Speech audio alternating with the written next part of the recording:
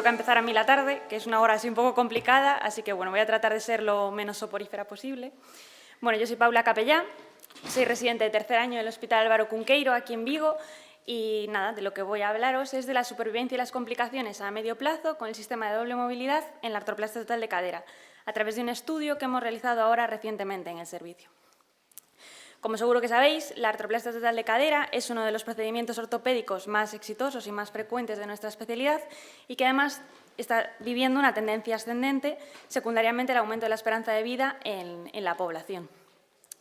Sin embargo, como cualquier otro procedimiento, no está exenta de riesgos. Y como podemos observar en ese gráfico, una de las causas más frecuentes de revisión en este procedimiento es la inestabilidad, con una incidencia de entre el 5 al 7% en las primarias y de hasta el 25% en las de revisión, que no es para nada un porcentaje menospreciable.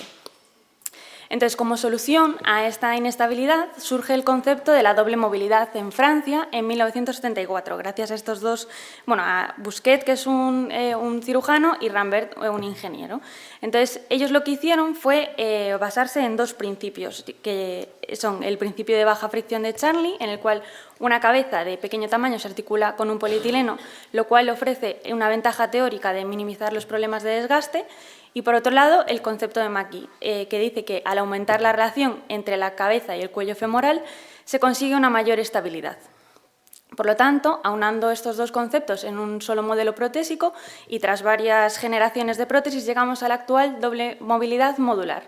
En ella lo que tenemos son dos articulaciones concéntricas, una articulación pequeña, interna, entre la cabeza y el polietileno, que es la que confiere la mayor parte del movimiento a la articulación, y por otro lado una articulación grande o la externa entre el polietileno y el liner, que lo que conseguimos con esto es que cuando el cuello choca en la parte externa del polietileno aún tiene un poco de movimiento dentro de lo que es el liner y esto le confiere una mayor estabilidad a la prótesis.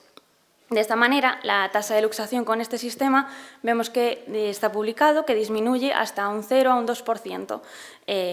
Entonces, nosotros venimos aquí un poco a hablar de nuestro libro y ¿qué hicimos? Pues hicimos un estudio observacional retrospectivo y nos planteamos analizar y exponer la supervivencia y las complicaciones en el medio plazo de este sistema en nuestro hospital. Entonces, recogimos los datos de pacientes intervenidos con este sistema desde enero de 2016 a septiembre de 2021 y obtuvimos una N de 262 pacientes, todos ellos intervenidos por abordaje posterolateral y con un seguimiento de mínimo de 12 meses. Recogimos un montón de variables sociodemográficas, el diagnóstico principal, en el que diferenciamos entre coxartrosis, fractura y displasia, factores de riesgo para inestabilidad, que son esos que aparecen ahí en la diapositiva, el tipo de implante y las complicaciones que obtuvimos. Entonces, con esto aquí tenemos un pequeño resumen de la muestra que obtuvimos, lo que decía, 262 pacientes, una media de edad de unos 74 años, la mayoría fueron mujeres, y en cuanto a los diagnósticos, la mayoría fue coxartrosis, seguida muy de cerca de la fractura. Y en cuanto a las complicaciones, tuvimos una tasa global de complicaciones de un 9,5%, que se divide en distintas categorías y esos son los porcentajes que fuimos obteniendo. Entonces, analizando un poco, vimos que la tasa de luxación era un poco alta y nos llamó la atención y quisimos indagar un poco más. Entonces, de los casos que recogimos de luxación fueron 7. De ellos, 5 se produjeron en el posoperatorio inmediato, en el primer mes tras la cirugía, y todos ellos estaban asociados a un mecanismo atraumático. De los 7 casos de luxación, solo uno requirió una reducción abierta, el resto fueron reducciones cerradas y de esas reducciones cerradas ese fue el tratamiento definitivo en 3 de los casos. El resto, los 4 restantes, requirieron algún tipo de cirugía para solucionar la inestabilidad.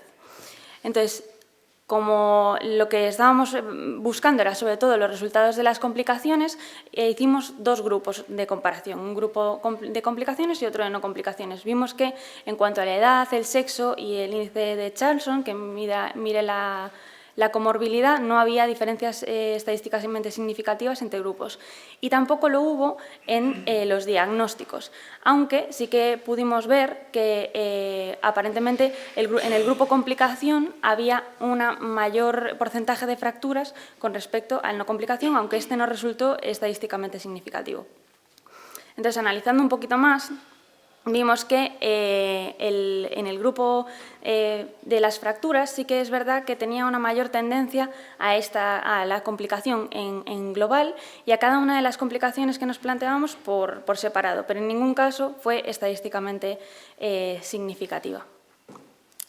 Entonces, un poquito comparando con lo que había en la literatura, quisimos ahondar un poco más en este tema y vimos que separando entre diagnósticos, atendiendo a los pacientes que se habían intervenido por una coxartrosis, la tasa de luxación disminuía a un 1,9%, que sigue siendo un poquito por encima de la literatura, pero ya no era el 2,7 inicial. Y que, sin embargo, al distinguir por fractura, sí que el porcentaje, aunque más alto, coincidía con lo publicado en la literatura. Esto también lo vemos en una revisión bastante reciente del 2018 en el que se vio que la media de luxaciones en una prótesis primaria con este sistema de doble movilidad era de en torno al 0,5%, mientras que tras una fractura de cuello femoral aumentaba hasta un 2,3% y a su vez pues, disminuía la supervivencia. Atendiendo a la tasa de las complicaciones según el factor de riesgo, el único factor de riesgo que se reveló como determinante para complicación fue la obesidad. En el resto de casos no se vieron estadísticamente significativas estas diferencias y además la obesidad se halló como el único factor de riesgo estadísticamente significativo para infección. Y atendiendo un poquito a la supervivencia del implante, vimos que el máximo riesgo de complicaciones se vio en los 3 meses tras la cirugía. Vemos ahí esa pendiente de la curva más pronunciada y que se fue aumentando progresivamente hasta los 36 meses en los que se produjo una estabilización, hasta los 70 meses en los que volvió a aumentar o más bien disminuir esa supervivencia. Según el diagnóstico, sí que vemos una pendiente más pronunciada de la curva en el caso de las fracturas, igual que tenía más complicación, se ve una menor supervivencia del implante, pero esta no fue estadísticamente significativa. Sin embargo, atendiendo a los factores de riesgo, sí que vimos que la obesidad se asociaba a una menor supervivencia del implante, que fue estadísticamente significativa, y además, calculando el Hazard ratio, este fue de un 0,38, lo cual se traduce en que los pacientes obesos tienen hasta un 61% más de riesgo de complicación que un paciente no obeso, lo cual es bastante llamativo también y significativo. Entonces, como conclusiones, que la inestabilidad es una de las principales causas de revisión en la artroplestia total de cadera, que la doble movilidad es un mecanismo que nos permite disminuir este riesgo de inestabilidad y tiene una muy buena supervivencia libre de complicación, que la obesidad vimos que se presenta como un importante factor de riesgo para las complicaciones, entre las que destacan la infección y también la fractura periprotésica, y que sí que es verdad que obtuvimos unas tasas de luxación más elevadas que las recogidas en la literatura y un poco ahora preguntarnos pues, cuáles pueden ser esas causas para tener estos datos. Y nada, un poquito esa es la bibliografía utilizada y muchas gracias. Buenas tardes, gracias por la asistencia. Como ya he dicho, yo soy Marta Suárez. Les voy a hablar un poquito del trabajo que hemos realizado en mi hospital, el Hospital Povisa, sobre el uso de vancomicina y betadino diluido en profilaxis de artroplastia total, tanto de cadera como de rodilla. Como ya todos sabemos, es una infección protésica aguda, es una complicación grave y que tiene una alta morbimortalidad. Esto conlleva además un alto gasto sociosanitario. La incidencia más o menos en la prótesis de rodilla es entre un 1 y un 4% y en la cadera entre un 1 y un 2%. Los gérmenes más frecuentemente aislados, sobre todo gram positivos, estafilococos aureus y coagulasa negativos, que son la mayoría que encontramos en todos los medios, aunque algunos gram negativos como pseudomonas o hongos como la cándida también son frecuentemente aislados. En cuanto a la profilaxis, se han intentado realizar numerosas profilaxis, pero bueno, lo más habitual es el uso de cefalosporinas, tanto de primera como segunda generación, de forma perioperatoria. Se ha intentado también usar antibióticos locales, la vancomicina especialmente. Sabemos que es un antibiótico con gran poder bactericida frente a los gram positivos y que se ha usado bastante en la cirugía de raquis con, en teoría, buenos resultados. Sin embargo, en su uso en artroplastias es bastante controvertido por ahora. Otras diluciones, como diluciones de betadine o diluciones de clorhexidina, también se han utilizado de forma local con la intención de disminuir el riesgo de infección. Es un método que suele tener muy bajo coste, pero existen pocos estudios al respecto y los resultados son bastante limitados. Un poco el objetivo de nuestro estudio fue valorar el uso de esto, tanto de la vancomicina como del betadine diluido, en la profilaxis de la infección protésica aguda de cadera y de rodilla. Además, estudiamos la prevalencia de comorbilidades y la posible influencia de estas en también el riesgo de infección protésica, analizamos los gérmenes más frecuentemente encontrados en nuestro hospital y, además, estudiamos si existieron algún tipo de complicación asociada al uso tanto de vancomicina como betadine, principalmente de vancomicina, que es de lo que más se ha descrito. Para ello, hemos realizado un estudio retrospectivo en todas las artroplasias, tanto totales de cadera y de rodilla, que se realizaron durante el año 2023 en nuestro hospital. Los cirujanos que realizaron la intervención, obviamente los adjuntos del servicio de nuestro hospital. El periodo de ingreso postoperatorio, nosotros por protocolo, las rodillas están 3 días y las caderas 2, pero esto obviamente se alargó en función del paciente y cómo fue el periodo postoperatorio. Y el periodo de seguimiento fue mínimo de 6 meses y máximo de 1 año tras la intervención. Recogimos datos demográficos y característicos de cada paciente, como pueden ver en la gráfica. En cuanto a la insuficiencia renal, consideramos aquella que fue un grado mayor o igual a 3 y la obesidad un IMC mayor o igual a 35. En cuanto al protocolo quirúrgico que realizamos nosotros en nuestro hospital, utilizamos profilaxis antibiótica con cefazolina de 1 o 2 gramos intraoperatoria 1 hora antes de la intervención y 3 dosis postoperatorias cada 8 horas. En cuanto al abordaje, cadera según el cirujano que interviniera y en las rodillas abordaje anterior con artrotomía para patelar medial. En cuanto al protocolo de ácido tranexámico en nuestro hospital, se aplican todos aquellos pacientes que no está contraindicado 1 gramo intravenoso antes de la cirugía. En aquellos pacientes contraindicados o no se aplica o se aplica intraarticular, eso también en función de la preferencia del cirujano. Y en el caso de las caderas, según el cirujano, pueden dejar o no drenaje por vacío y en las rodillas, en este caso, sí que las dejamos en todas. Se realizaron durante el año 2023 538 artroplastias primarias, 244 caderas y 294 rodillas, las cuales en el estudio se dividieron en 3 grupos en función del protocolo realizado. Por un lado tenemos aquellas que se utilizó solo vancomicina en polvo, es decir, se realizó un lavado con suero salino y luego, previo al cierre, se administró 1 gramo intraarticular y 1 gramo subcutáneo. Por otro lado, tenemos aquellos pacientes en los que se realizó el protocolo VIP, que es como se conoce en la mayoría de los estudios realizados, que consiste en utilizar una dilución de betadine, en este caso al 0,35%, durante 3 minutos. Tras ello, realizamos lavado con 1 litro de suero salino y, al igual que en el caso de la vancomicina, administramos ese gramo tanto intraarticular como subcutáneo. Y por otro lado tenemos un tercer grupo, que fue el grupo control, en el cual no se administró ni betadine ni vancomicina, sino que solo se realizó lavado con 1 litro de suero salino. Para ello, además, realizamos un análisis estadístico, descriptivo y comparativo de los datos y consideramos una P estadísticamente significativa menor de 0,05. En cuanto a los resultados, en cuanto a datos demográficos, el rango de edad fue entre 39 y 96 años y la edad media fue de unos 69 años.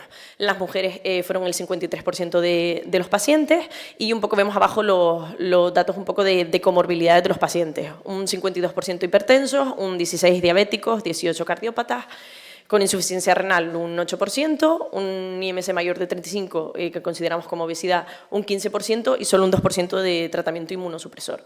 En cuanto al tipo de profilaxis que se registró en los pacientes, podemos ver muy bien en el gráfico que prácticamente cada grupo fue 1/3, por lo que nos permitió un poco realizar una comparación un poquito más útil.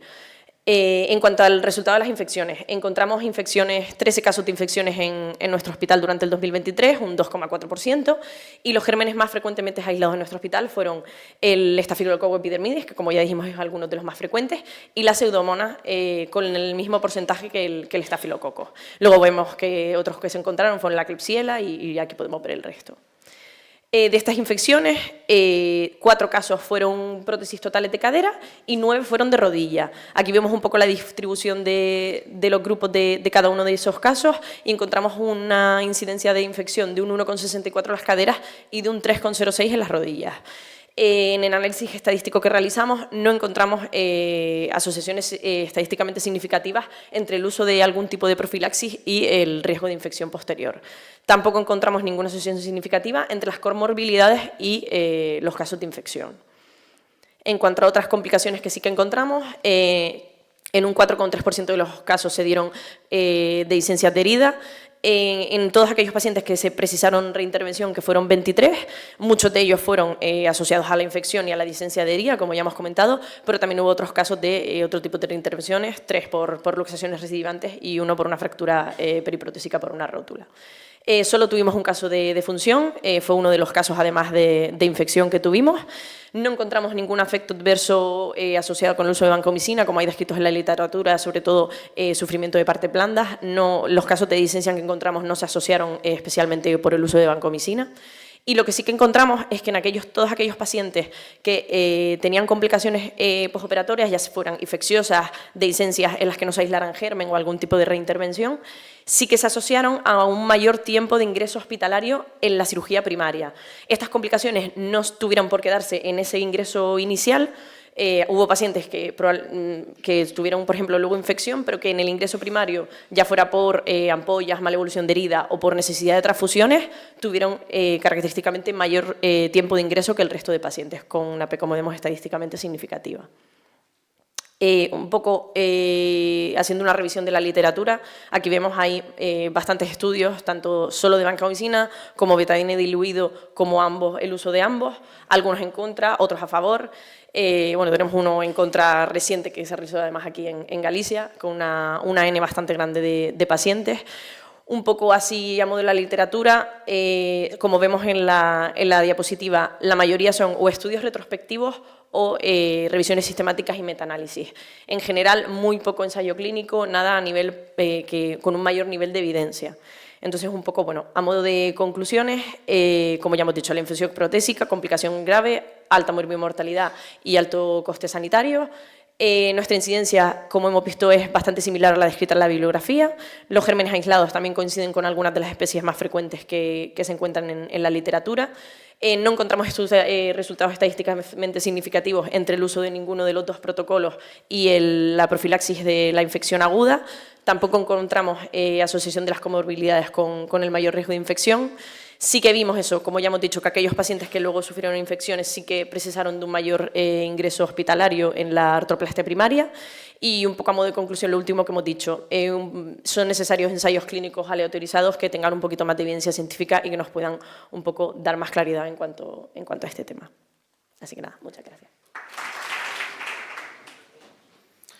Buenas tardes. Antes de nada decir que soy David Ramos, no Blas, porque Blas, que era el que mandó la comunicación, pues está en un curso, entonces vengo aquí a defenderlo por él. Nada, vamos a hablar sobre la luxación acromioclavicular tipo 4 a raíz de un caso que tuvimos en un paciente en nuestro hospital. Entonces, bueno, primero hablar un poquito de la anatomía. La articulación acromioclavicular pues es una estructura que forma parte de un complejo mayor, que sería la cintura escapular, formado por una serie de estructuras óseas, que serían la clavícula, la escápula y la cabeza humeral, y, bueno, y sus estabilizadores capsuloligamentosos junto con las inserciones musculares. Vamos a centrarnos sobre todo ahora en la articulación acromioclavicular, que básicamente está formada por la parte distal de la clavícula y por el acromion, estabilizada por el ligamento acromioclavicular, que une la clavícula con el acromion, y los ligamentos coracoclaviculares, que unen la coracoides con la clavícula. Está formado a su vez este complejo de ligamento coracoclavicular por el ligamento conoide, que se encuentra más medial, el trapezoide más lateral. Bien, pues se trata de una patología bastante frecuente, entre el 4 y el 12% de lesiones asociadas a la cintura escapular.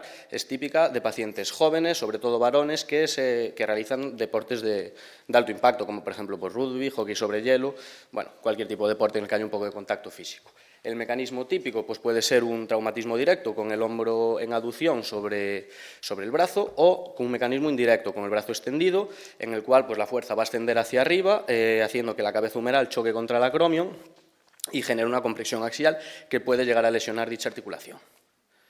Tenemos la clasificación de Rothwood, que conocemos todos, la subdivide en 6 tipos. En la de tipo 1 se considera un esguince porque no llega a haber rotura de los ligamentos. La de tipo 2 solo se romperían los ligamentos acromioclaviculares, que lo que hacen en este caso son dar estabilidad principalmente horizontal a la articulación.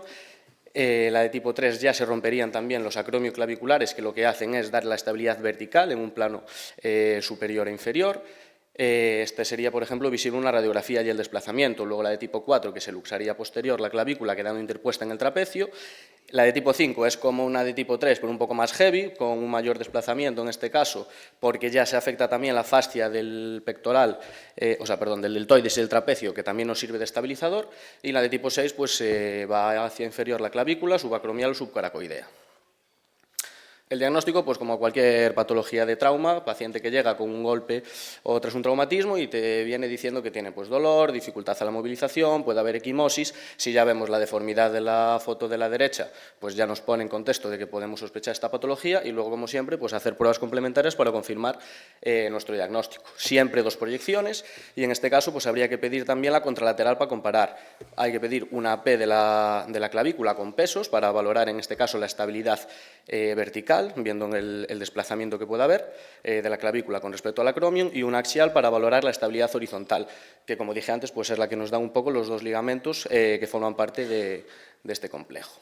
En 2 pinceladas del tratamiento, pues puede ser conservador o quirúrgico. Lo que está claramente establecido es que el tipo 1 y tipo 2 se tratan de forma conservadora y el tipo 4, 5 y 6 de forma quirúrgica. Pongo el 3 entre comillas porque existe bastante controversia sobre si es mejor tratarlo de forma conservadora o de forma quirúrgica. Entonces, bueno, pues al final queda un poco pues dependiendo de las características del propio paciente y de la elección de cada cirujano y las preferencias que tenga. Generalmente, el tratamiento conservador, inmovilización con un cabestrillo antiálgico durante máximo 2 semanas, para luego empezar ya a mover, ejercicio, rehabilitación e intentar incorporarse nuevamente rápido a la vida laboral.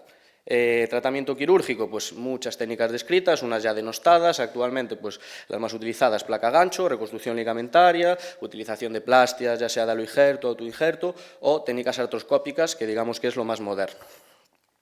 También muchas descritas, muchas comparaciones, estos son algunos de los artículos que pueden poner en ejemplo lo que acabo de decir. Ninguno se da por sentado que una sea mejor que otra ni que una sea más eficaz. Al final, igual que lo de la igual que lo de que la tipo 3 sea o no quirúrgica, pues tampoco hay gran consenso en eso. Está claro que a partir de la tipo 4 sí que son quirúrgicas.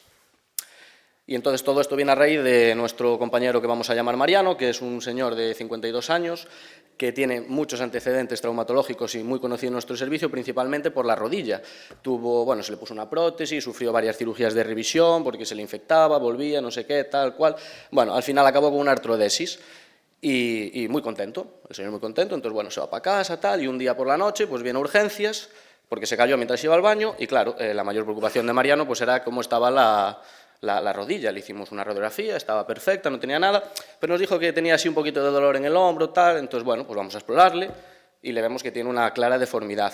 Ya sospechamos un poco por dónde iban los tiros, entonces le pedimos radiografías y un TAC para confirmar nuestro diagnóstico, y efectivamente tenía una luxación tipo 4 con la clavícula interpuesta en el trapecio. Vamos a hablar con él, le decimos que, hombre, que lo que tiene pues es algo que habría que operar, y dice que ni de broma, que él ya no quiere operarse más, que no quiere saber nada de hospitalizaciones, ni cirugía, ni quirófano, ni historias de estas. Entonces, pues se va para casa con un cabestrillo, analgesia, y le citamos de forma regular en las consultas para ir empezando a mover poquito a poco, una rehabilitación intensiva pocos meses después. Y esto es una foto de Mariano unos 8 meses después en la consulta, en la que está sin dolor, con un balance articular completo, la clara deformidad. Aparte de esta foto tenía un vídeo, pero no me pareció muy correcto ponerlo porque nos encontramos a Mariano en la última cena del servicio que hicimos en una discoteca de allí de Pontevedra, y da doy fe que estaba con la movilidad completa de todo, vamos.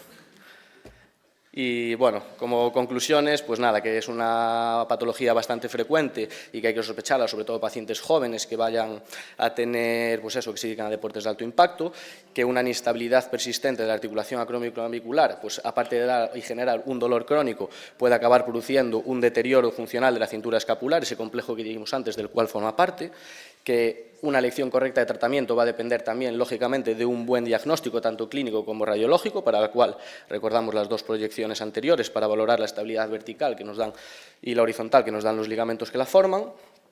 El tratamiento, pues claramente establecido que el tipo 1 y 2 se trata de forma conservadora, el tipo 4, 5 y 6 de forma quirúrgica. Los de tipo 3, bueno, bastante controvertido el tema y que para el tratamiento quirúrgico, en caso de hacerlo, pues existen muchas técnicas, tampoco hay demostrado que una sea mejor que otra en la evidencia actual. Lo que sí que es verdad que se dice que, bueno, pues generalmente se está tendiendo más a la artroscopia, pues quizá porque sea menos invasiva y da unos resultados bastante aceptables. El problema es que también es técnicamente más exigente. Y ya estaría. Muchas gracias. Bueno, buenas tardes. Y yo tenía, bueno, no sé si alguien del foro tiene alguna pregunta antes de que preguntemos nosotros sobre alguna de estas comunicaciones. Y si no, sois invitados a participar. Tengo una pregunta para la doctora Capellá. Bueno, en realidad son dos. Nos presentaste una serie de pacientes operados con una artroplastia de cadera con un sistema de doble movilidad. No sé si lo sabes o no. Es decir, ¿qué porcentaje de pacientes de esos que están aquí presentados representan el total de las prótesis que operáis de las prótesis de cadera? ¿Cuántas operáis con doble movilidad y cuántas con un plástico convencional? Y si conoces ese dato. Y después quería preguntarte, ¿por qué piensas tú que, lo has comentado muy bien, te encuentras con una tasa de complicaciones algo mayor que la descrita en la literatura para estos pacientes, sobre todo en relación con la luxación?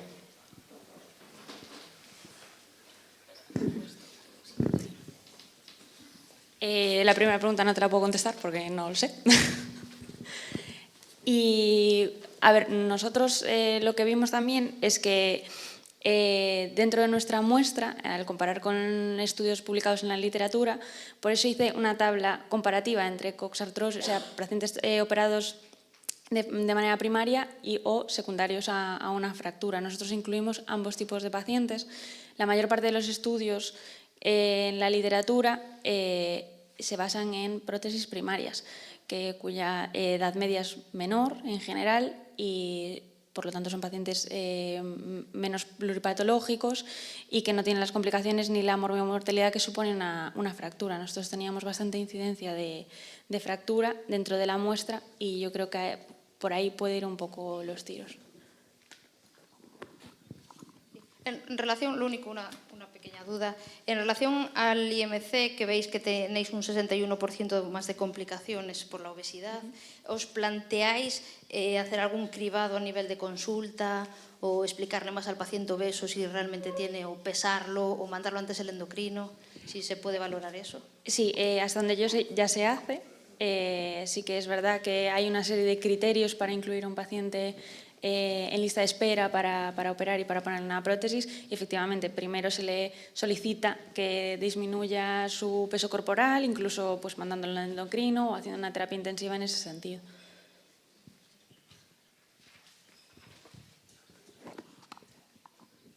Bueno, pues vamos a continuar. Una pregunta para la doctora Suárez Betancor. Enhorabuena por el trabajo. Gracias. Has presentado un estudio retrospectivo. Entonces, yo quería preguntarte, en primer lugar, el criterio de utilizar un protocolo otro, entiendo que es a gusto del cirujano. Sí, es totalmente. decir, y que casi siempre el mismo cirujano utiliza el mismo protocolo, entiendo, Eso es. ¿no? Sí, o sea, un poco la distribución fue, había X cirujanos que creían en el protocolo VIP y querían empezar, bueno, un poco el estudio se realizó porque los años previos estábamos un poco en el límite superior de porcentaje de infecciones y dijimos, oye, vamos a ver un poco si aplicando estas cosas conseguimos bajar y ver un poco qué pasa. Y eso, gente que creía un poco en eso de uso de vancomicina y betadine y empezaron a usarlo, y otros que solo querían usar vancomicina y otros que no creían en nada, entonces no usaban nada. Al hilo eso que has comentado, además, que seguro que lo habéis analizado de antes, ¿habéis visto que haya cambiado el tipo de germen que resulta causante de esas infecciones después de cambiar a protocolos más agresivos de profilaxis o no? Sí que fue curioso el tema de las pseudomonas. Tuvimos muchos casos de pseudomonas y eso sí que en los años previos no había tantos casos.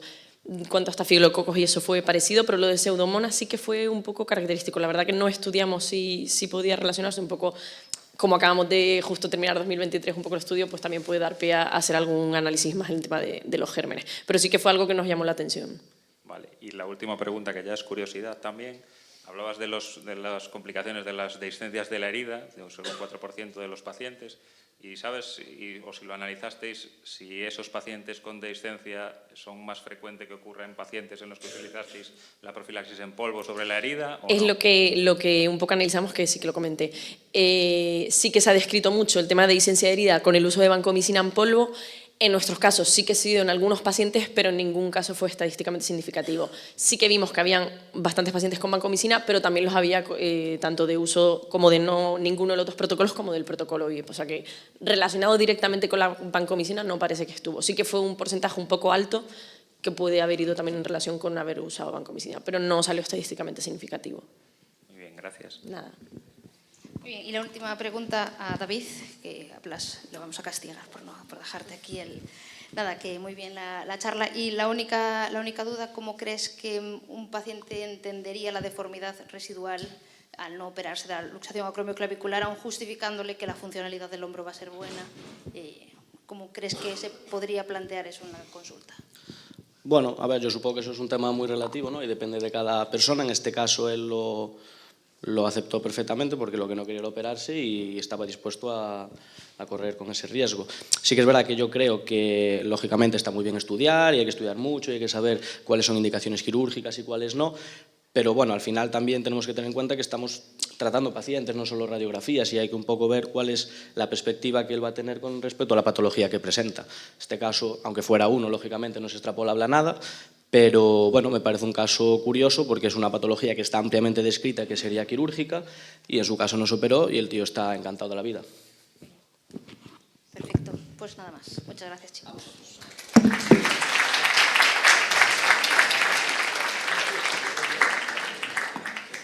Vale, pues la siguiente... En primer lugar, a modo de introducción, hablar un poco de la clasificación de Lau-Hansen. Tradicionalmente, una de las clasificaciones pues, más usadas dentro de las fracturas de tobillo ha sido la clasificación de Weber, que nos ubica pues, a nivel del peroné, donde se localiza la fractura.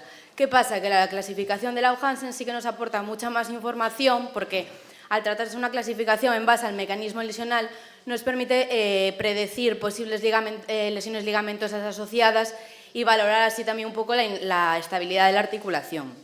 De este modo puede llegar pues, a condicionar la actitud terapéutica. Esta clasificación nos divide a las fracturas de tobillo en 4 grupos en función del mecanismo: la SER, la SPER, la expronación-aducción y la supinación-aducción. La primera palabra haría referencia a la posición del tobillo en el momento de la lesión y la segunda palabra indica la dirección de la fuerza deformante. Nos centramos aquí un poquito más en las fracturas tipo SER, que serían la supinación, rotación externa, las que vamos a estudiar nosotros, que son las mayoritarias, suponen entre un 40 y un 75% de los casos. Distinguimos en función del... Bueno, aquí se sucede como una cascada de eventos a medida que va avanzando la lesión. En un primer momento tenemos el pie en supinación. El estadio, digamos, más leve, inicial, se produce una lesión del ligamento tibio-peroneo anteroinferior. Si la energía se sigue transmitiendo, aparece una fractura espiroidea del peroné distal. Siguiente estadio sería ya una afectación o bien del maleolo posterior o del ligamento tibio-peroneo posterior, y ya la fase más avanzada es cuando hay afectación del complejo medial, ya sea una fractura del maleolo medial o bien del ligamento deltoideo. En el caso de las fracturas SER2 hay únicamente una lesión del maleolo peroneo. Son estables tanto en carga como en descarga. Por el contrario, dentro de las 4 podemos hacer diferencia entre las 4A y las 4B. Las 4A tenemos pues, la fractura del maleolo peroneo y además el ligamento deltoideo en descarga estaría laxo. ¿Qué pasa? Que cuando ejercemos carga sobre el tobillo se contrae el ligamento y en las radiografías vemos que se vuelven estables, que el espacio craneomedial se reduce, lo que no ocurre en las fracturas 4B, que son inestables en carga y en descarga. Nosotros hemos realizado un estudio con el objetivo de comparar los resultados del tratamiento conservador y el tratamiento quirúrgico en este tipo de fracturas SER para determinar así pues, la eficacia del tratamiento conservador en aquellas fracturas que son estables en carga. Para ello, hemos realizado un estudio observacional, descriptivo y retrospectivo de pacientes con fracturas aisladas de peroné en nuestro hospital, en Povisa. que fueron atendidos entre el año 2021 y 2024 y que fueron seguidos un mínimo de 6 meses en las consultas externas. Hemos recopilado datos de un total de 97 pacientes, que subdividimos en 77 pacientes con fractura SER2, 11 pacientes con fractura SER4A y 8 pacientes con fractura SER4B. Y las variables que hemos registrado serían el dolor residual, la inestabilidad, el balance articular conseguido obviamente al final del tiempo de recuperación, el tiempo hasta la consolidación y las complicaciones asociadas. En cuanto a los resultados, entre los 77 pacientes con fracturas SER2, 57 de ellos fueron tratados de forma conservadora, observándose únicamente una complicación mayor que sería este desplazamiento secundario que sí que requirió una intervención quirúrgica. El resto de complicaciones pues, fueron menores, como un dolor residual leve, un engrosamiento de la sindesmosis o retardos de la consolidación que no precisaron ni intervención ni nada. Dentro de los 20 pacientes, por el contrario, intervenidos, sí que se observó un mayor número de complicaciones mayores. Hubo 4 casos de limitaciones de la movilidad, 2 casos de intolerancia al material que requirieron una reintervención para la retirada del mismo, un caso de distensia de la herida y luego otras complicaciones menores como un dolor residual, una estabilidad subjetiva o un edema. Entre los pacientes con fracturas 4A, que eran 11, 4 se trataron de forma conservadora, solo 1 con un retardo de la consolidación que tampoco requirió ningún tratamiento, y dentro de los 7 tratados de forma quirúrgica hubo un caso de intolerancia al material que tuvo que ser reintervenido y 2 casos de dolor distrófico y 1 de tenosinovitis del tibial posterior. Obviamente las fracturas 4B fueron intervenidas todas y entre ellos hubo un caso de dehiscencia de la herida y una reintervención por atrapamiento del drenaje. Un poco más pues, a modo de porcentajes, para verlo un poquito más gráfico. Dentro de las fracturas SER2 tratadas de forma conservadora únicamente hubo una complicación mayor, contraposición con las operadas, que eran menos pacientes y hubo más complicaciones mayores, hasta un 45%. Lo mismo ocurrió en las fracturas 4A, que bueno, la muestra era menor, pero sí que hubo hasta un 28,5% de complicaciones mayores y ninguna complicación en los no operados. Entonces, un poco a modo de conclusiones, hablar sobre que la integridad de la porción profunda, sobre todo del ligamento deltoideo, es la que nos está determinando la estabilidad de la articulación, de la fractura. Es por ello que las fracturas tipo 2 y 4A, las SER2 y 4A, en donde el ligamento deltoideo está estable, o sea, íntegro, son fracturas estables. ¿Qué pasa? Que nosotros cuando nos viene un paciente a urgencias lo exploramos y muchas veces la exploración física es poco sensible y específica para determinar si hay lesión de este ligamento deltoideo o no. Entonces, consideramos que es bastante importante, bueno, fundamental, en la primera asistencia realizar una radiografía en carga pues, para poder valorarlo.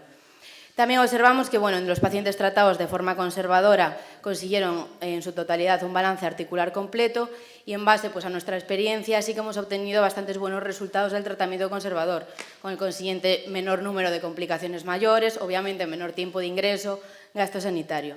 Y esto sería un poco el algoritmo de manejo que estamos realizando en nuestro hospital para este tipo de fracturas. Como comentábamos, las fracturas SER2, que son estables tanto en carga como en descarga, pues en el momento de cuando los vemos en urgencias y movilizamos, ya sea con una férula o con una Walker, si la tenemos disponibles, e iniciamos la carga y la fisioterapia precoz. La diferencia con las 4A, que serían inestables en descarga pero estables en carga, también la carga la iniciamos de forma precoz, le colocamos la Walker, pero para empezar a hacer fisioterapia ligera sí que esperamos unas 6 semanas más o menos, porque, bueno, como comentábamos, cuando la articulación está estable es cuando está inmovilizada en esa posición.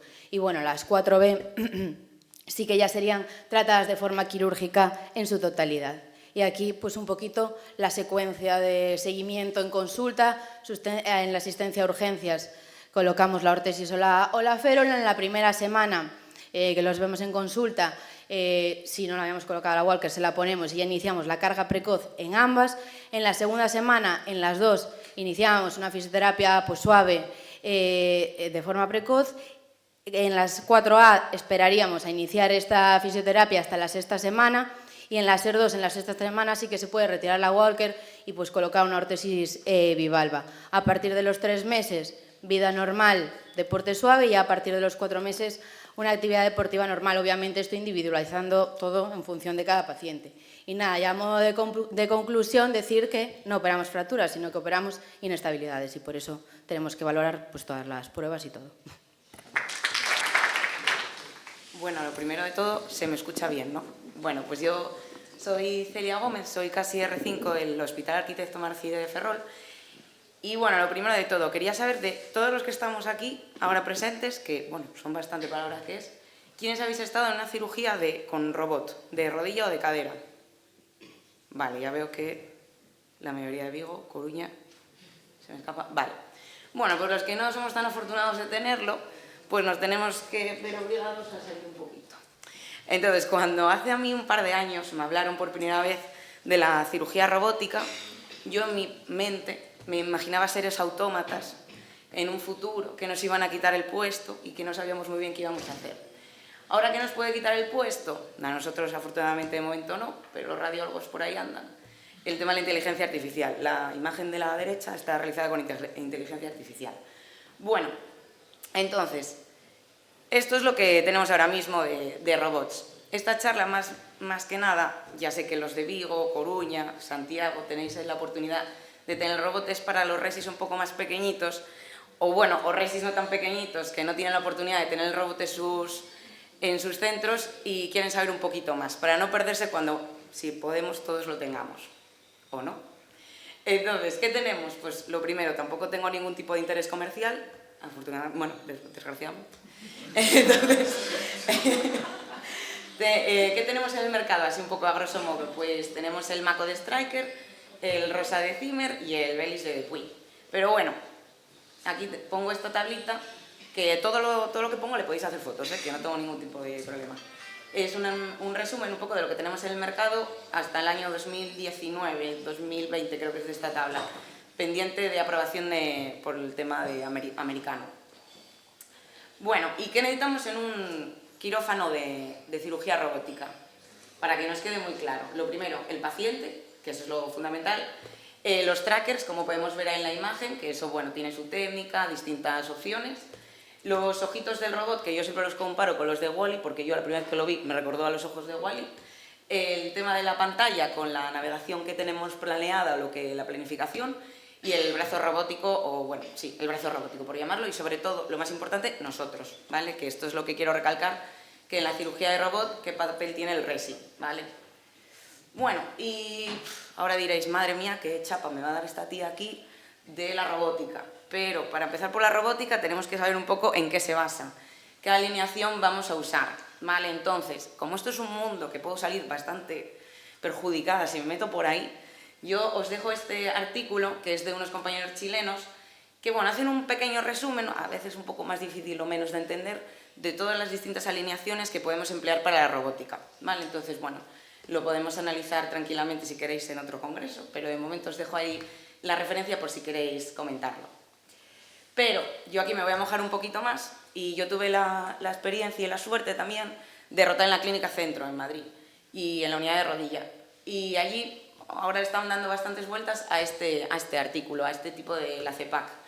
Que bueno, lo que viene a decir es una clasificación de fenotipos de todos nosotros, nos hacen unas teles y una clasificación junto con el TAC de a ver qué fenotipos somos.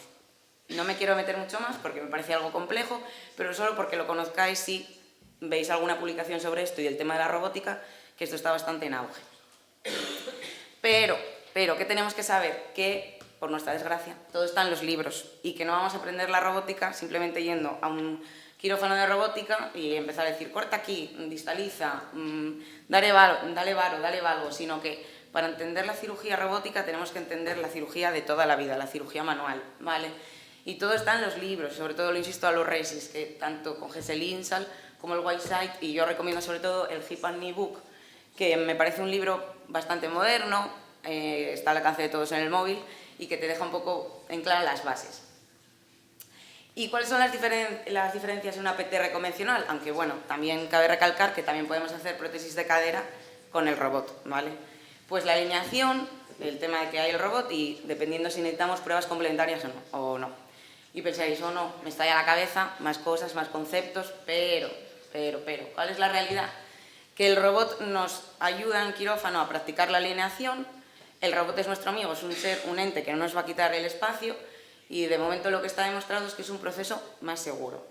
Practicar alineación, ¿por qué? Porque yo al menos lo he vivido así, Antes de entrar al quirófano puedes, bueno, en mi caso en la centro tenían el maco. Pues junto con el ingeniero y el cirujano principal, pues ver cómo quedaba la planificación prequirúrgica y intraquirúrgicamente ver cómo se comportaba la rodilla. Vale, y decir, pues le das más varo, más valgo, distalizas, proximalizas, ir practicando, ¿no? El primer día vamos a llegar y vamos a saberlo todo. Bueno, os pongo aquí, los que tenéis el robot ya sabéis cómo va este proceso, que no sé si esto se puede abrir. No, a ver. Bueno, pues estos son imágenes cedidas por la Clínica Centro cuando hacen el corte de la tibia y el corte del fémur, la parte posterior, el chaflán posterior. Bueno, lo dicho, para los que tenéis la robótica es algo como muy habitual, pero si nunca hemos estado en una cirugía robótica, también lo digo porque en este congreso tenemos a enfermería, que puede o no haber estado en este tipo de cirugías, cambia bastante el concepto. Y bueno, me diréis, bueno, pero esto ya lo sabemos, a ver qué tal. Y esto es lo último que yo encontré sobre el tema de la cirugía robótica, porque nosotros aquí en Galicia, hace apenas 1 año y medio que creo que está la robótica, hay bastante controversia de si esto es rentable, si no es rentable, si le estamos dando muchas vueltas, si no. Bueno, pues los ingleses nos sacan bastante ventaja en muchas cosas, en otras no tanto, pero publicaron esto este año justo, que es un estudio doble ciego que tienen a nivel del NHA, del Sistema Público de Salud allí, y bueno, las conclusiones que todavía faltan algo de datos, pero que tiene una base de datos bastante grande, y que estaría bien echarle un ojo porque yo creo que en la próxima SOGACOT o dentro de 3 o 4 SOGACOT nuestra experiencia cambiará. ¿Y cómo tenemos conclusiones? Que, por suerte o por desgracia, la cirugía robótica llegó y viene para quedarse y como RESIS podemos participar en la cirugía activamente y lo más importante que nos tiene que quedar desde los RESIS más pequeños a los RESIS más mayores es que para entender la cirugía robótica tenemos que entender la cirugía manual. Así que espero que os haya gustado y muchas gracias. Bueno, buenas tardes. Vengo a presentaros la validación de un software gratuito de modelado 3D como herramienta docente para la valoración de proyecciones radiográficas en fémur proximal. Yo, para los que no me conozcan, soy Marcos de Francisco y soy R3 en el Hospital Lucus Augusti. Bueno, ¿cómo llegamos a hacer este estudio? Pues tuvimos en cuenta 2 pilares dentro de nuestra especialidad hoy en día. La primera, que es bastante importante, la importancia de tener buenas proyecciones radiológicas, ¿no? Y esto que todos entendemos de forma teórica, lo cierto es que en nuestra práctica clínica habitual muchas veces lo obviamos, ¿vale? Porque valoramos fracturas o valoramos nuestra actividad en quirófano con proyecciones radiográficas que no son del todo buenas. A veces nos pasa por sobrecarga asistencial y otras veces esto nos pasa por desconocimiento, sobre todo a los residentes, ¿vale? Y esto mismo de la importancia de la proyección radiográfica nos lo puede poner como ejemplo el príncipe Guillermo, que ahí lo vemos en una proyección que parece que no está viviendo una situación muy confortable y si lo viésemos de verdad veríamos que sí que parece confortable, ¿vale? El segundo aspecto que tuvimos en cuenta es la utilidad de los softwares de modelado 3D dentro de nuestra especialidad. Todos conocemos, y si no lo conocemos deberíamos, porque ya lleva un tiempo, la utilidad que tienen a nivel de planificación prequirúrgica sobre todo en las fracturas y que nos pueden ayudar a entender la fractura y qué tipo de fragmentos nos vamos a encontrar y cómo deberíamos reducirlo. Esto también lo tienen bastante estudiado los odontólogos y los maxilos y de hecho si buscamos en PubMed encontraremos que la mayor parte de las publicaciones en torno a modelado 3D es de los maxilofaciales, ¿vale? También nos sirven para hacer figuritas que pueden alegrarnos la vida un poquito más en el servicio. Lo que no está demasiado estudiado es su utilidad docente, que sí que creemos que la podría tener y de hecho hay muy pocas publicaciones en base a esto, ¿vale? Para eso, para intentar demostrar la utilidad docente que tiene, lo que hicimos fue utilizar un biomodelo de acceso libre online con el cual generamos 3 imágenes radiológicas, una AP, una falsa axial y una axial verdadera o proyección de Nishimura, en las que situamos un tornillo canulado de cadera, solo pusimos uno, bueno, para el tratamiento de una fractura intracapsular de cadera, solo pusimos uno para intentar que la imagen fuese lo más clara posible, ¿vale? Y en base a esas imágenes lo que hicimos fue realizar 3 preguntas sobre la posición del tornillo y también 3 preguntas tipo test sobre la posición del tornillo y una última pregunta sobre si cambiarían esa posición del tornillo, ¿vale? Seleccionamos 10 residentes de diferentes hospitales, participaron residentes del CHUAC, del ULA y del Hospital Universitario Marqués de Valdecilla, ¿vale? Esta fue la primera imagen que les presentamos, les explicamos que, bueno, lo que acabo de decir, que es un tornillo canulado, que intentamos tratar una fractura intracapsular de cadera no desplazada, y ese es el tornillo que le presentábamos, ¿vale? Las respuestas que pueden elegir versan sobre la situación del tornillo, y lo único que se les pregunta es si está paralelo o no al cuello femoral y si está en el tercio medio o el tercio inferior. También pueden contestar que con esta proyección no pueden valorar la posición del tornillo real, ¿vale? Esta fue la segunda imagen que le presentamos, y es una imagen en el plano axial, y va un poco sobre lo mismo, ¿vale? Si el tornillo está anterior o posterior, y si pueden valorar con esta imagen la posición del tornillo. Después de estas dos imágenes, lo que les preguntamos, y en base a su respuesta, cambiarían la posición de este tornillo canulado, es decir, si lo redirigirían en quirófano.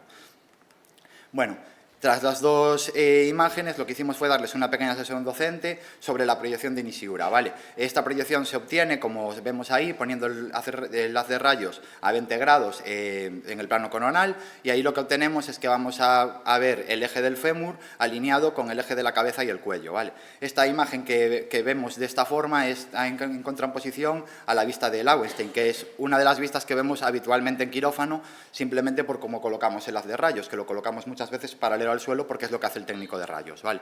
Y entonces ahí lo que veríamos es una cabeza y un cuello antevertidos respecto al eje femoral. Bueno, después de la sesión docente, que duraba nada, 5 minutitos, lo que hicimos fue ponerles una nueva proyección. El tornillo que se ve ahí es exactamente el mismo que vimos antes, ¿vale? No modificamos nada, simplemente lo que modificamos fue la proyección radiográfica. Esta es una proyección de Nishigura, y de nuevo le hicimos la misma pregunta que hicimos antes en la proyección axial. Y en cuanto a los resultados, lo que vimos es que nos sorprendió que previo a la sesión docente con McNiser, el 80% de los residentes situaba el tornillo en una posición inferoposterior, y de estos el 100% hubiese modificado la posición del tornillo, lo hubiese llevado a una posición más central. El 20% decía no poder precisar la posición porque necesitaban otra proyección radiográfica, ¿vale?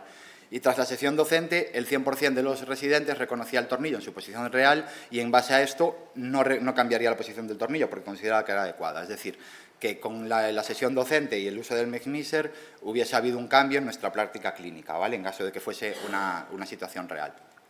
En cuanto a las conclusiones que sacamos, es que el reconocimiento de las proyecciones radiológicas óptimas es un pilar formativo que a veces dejamos un poquito de lado, ¿vale? Porque damos por hecho que todos los residentes sabemos reconocer una buena proyección, y esto puede influir, y de hecho influye mucho en nuestra práctica clínica, ¿vale? Que los softwares de modelado 3D son una herramienta didáctica útil y sencilla para podernos enseñar qué proyecciones deberíamos buscar, y con una ventaja, y es que, por ejemplo, nosotros aquí sí sabíamos dónde estaba el tornillo porque lo colocas tú, entonces sabíamos que estaba bien centrado y que depende cómo lo veas, se está viendo movido, ¿vale?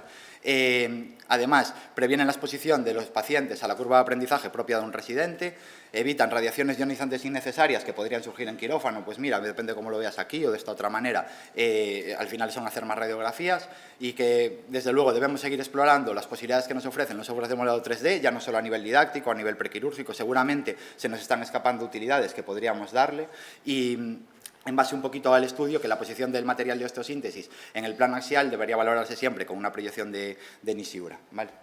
Muchas gracias. Vale, yo tengo una pregunta para Elena.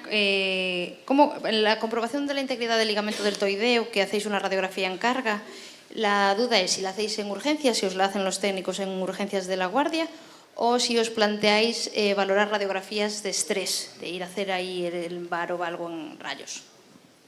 En general sí que nos las hacen en el hospital, las hacen de urgencias. ¿Qué pasa? Que bueno, a veces hay pacientes pues, que ya sea porque vienen con mucho dolor o con lo que sea, que no pueden hacer ellos las radiografías en carga.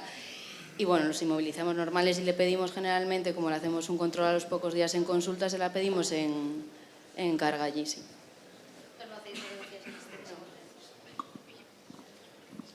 Yo te quería preguntar, a modo de opinión, si tú piensas, y le hago el extensivo a tu servicio, que se operan muchos tobillos o no, o si se operan más de los que se deberían o menos de los que se deberían. En general, ¿cuál es la tendencia que lleváis en vuestros servicios? ¿Si cada vez se opera más desde que tú has empezado la residencia o antes, o cada vez menos?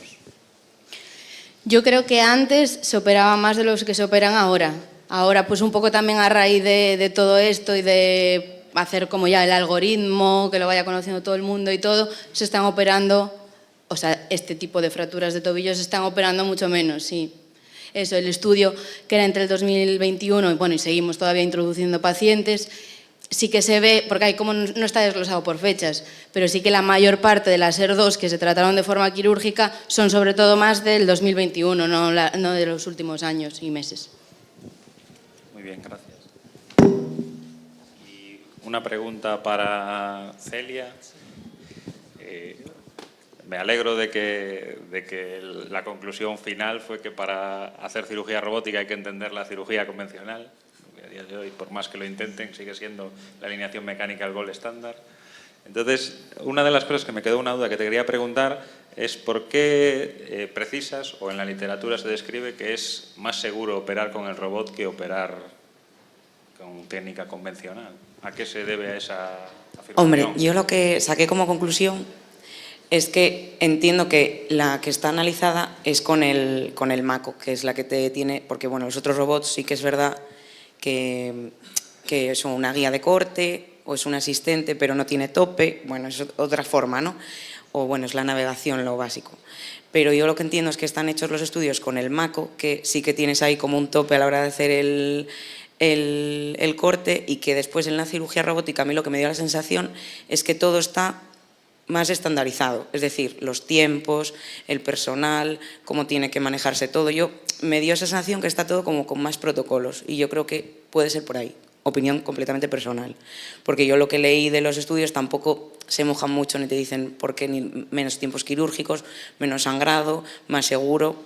Yo lo que saqué en conclusión es que puede ser más seguro por eso, porque te asiste al corte, te hace un topo en el corte y porque todo está mucho más protocolizado, pero poco más.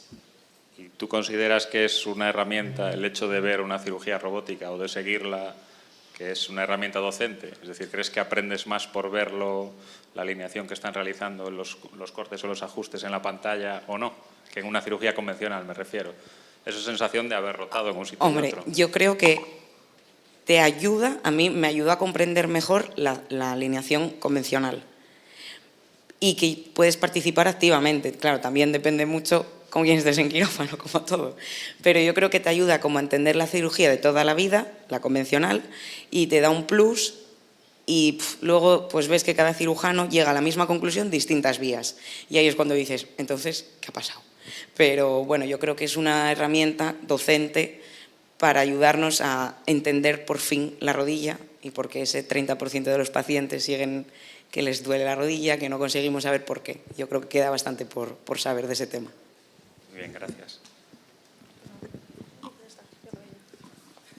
Nos queda para preguntarle a nuestro último ponente sobre el software que utilizasteis, que me parece una buena herramienta docente. Aparte de los traumatólogos, ¿tú crees que también lo deberían o lo utilizan en vuestro hospital los técnicos de rayos? Desde luego no, y de hecho es una limitación que nos encontramos muchas veces en quirófano. O sea, no es que tú no quieras dar un rayo adecuado, sino que a veces el técnico no lo facilita, y en urgencias aún más. O sea, es muy difícil valorar una lateral pura de rodilla o una lateral de codo. Sí. A mí esto un poco surgió cuando yo era R1 intentando valorar una fractura con una proyección que no era óptima. Entonces me picó, bueno, llegó una residente mayor y dijo, es que con esto es imposible que lo valores. Y es algo que en teoría, o sea, está muy claro en traumatología, necesitas una proyección pura, bien, pero ¿cuántas veces la tenemos? Pues muy pocas veces, esa es la realidad, ¿no? Y esta era una manera de ejemplificar de verdad que con una proyección que no es adecuada, a lo mejor estás tomando decisiones que no son adecuadas. Muy bien, muchas gracias. No sé si alguien tiene del foro alguna pregunta para los ponentes. No, pues nada, pues entonces damos por finalizada la sesión. Gracias.